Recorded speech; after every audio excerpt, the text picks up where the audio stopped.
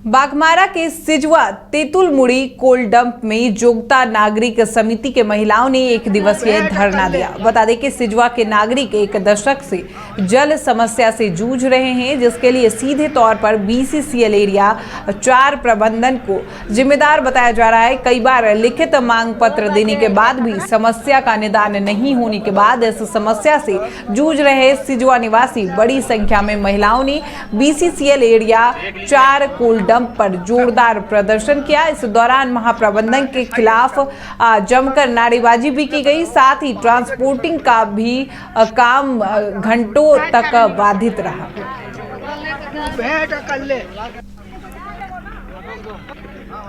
जोगता नागरिक समिति के बैनर तले हम लोग यहाँ ट्रांसपोर्टिंग ठप किए हैं।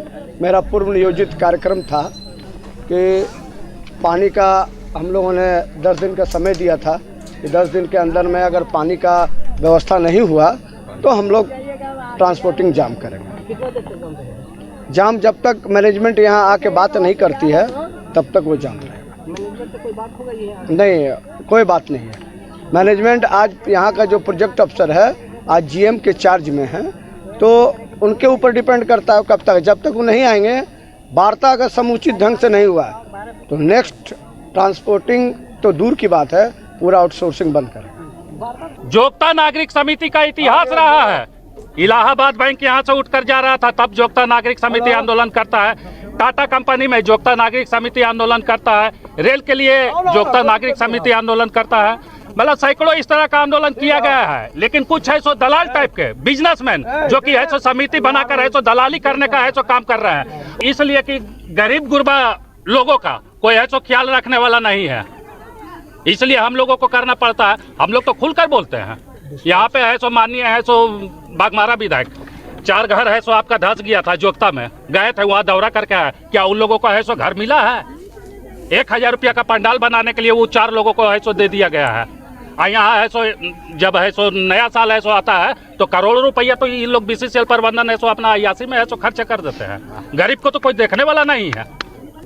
पानी के लिए है सो पता चला है कि 22 तारीख को भी आंदोलन होने वाला है, तो 15 साल से है सो आप बाघमारा का प्रतिनिधित्व तो है सो करें, तो 15 साल में आप कौन सा पानी का व्यवस्था किया है? 15 साल में कौन सा रोजगार का है सो व्यवस्था? सिमडेगा के रेंगारी थाना क्षेत्र अंतर्गत कोनन बेगी पोढ़ा टोली बाजार के पास धारदार हथियार से मारकर एक व्यक्ति की निर्मम हत्या कर दी गई। घटना की सूचना मिलने के बाद मौके पर पहुंची पुलिस ने मृतक की पहचान भावरखोल गांव निवासी महेश के रूप में की। पुलिस ने शव को अपने कब्जे में लेकर पोस्टमार्टम के लिए सदर अस्पताल सिमडेगा भेज दिया और पूरे मामले की जांच में जुट गई है।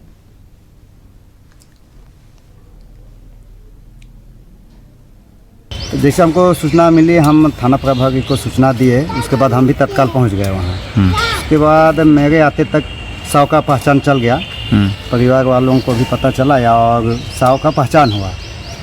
बगचट्टा कोहरा फरा का रहने वाला है। इनका नाम महेश लकड़ा, पिता का नाम डोमिनिक लकड़ा। और बाजार गया था और बाजार में शाम तक रहा ये, और बताने में सुनने में आया कि रोड किनारे सुतल था शाम तक। उसके बाद उसका वाइफ ढूंढने लगा तो नहीं मिला, तो घर चली आई।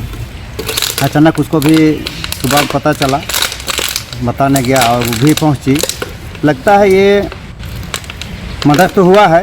और जैसे हमको सूचना मिली, हम थाना प्रभारी को सूचना दिए, उसके बाद हम भी तत्काल पहुंच गए वहाँ। उसके बाद मेरे आते तक साव का पहचान चल गया, परिवार वालों को भी पता चला और साव का पहचान हुआ।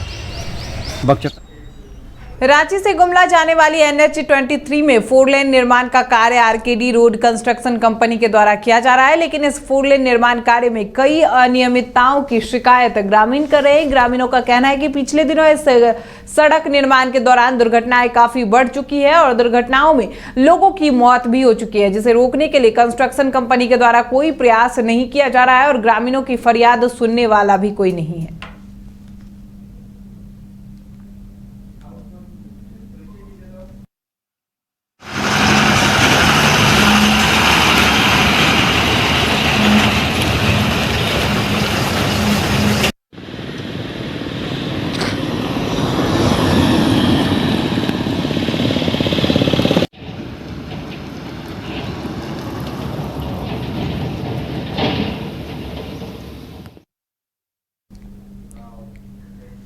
गिरिडीह के पचम्बा और इसके आसपास के क्षेत्रों के लोगों की वर्षों की मुराद पूरी हो गई जब सोमवार को गिरिडीह के विधायक सुदिव्य सोनू ने पचम्बा गिरिडीह 4 लेन सड़क के चौड़ीकरण कार्य का शिलान्यास किया। इसी सड़क पर नर्मदा मोड़ के पास हुए एक भव्य कार्यक्रम में उन्होंने इसका शिलान्यास किया। पचम्बा के कल्याण डी से शहर के टावर चौक तक इस 2 लेन सड़क के बन जाने के प्रतिदिन जाम की समस्या से जूझ रहे इस क्षेत्र के लोगों को अब राहत मिलेगी।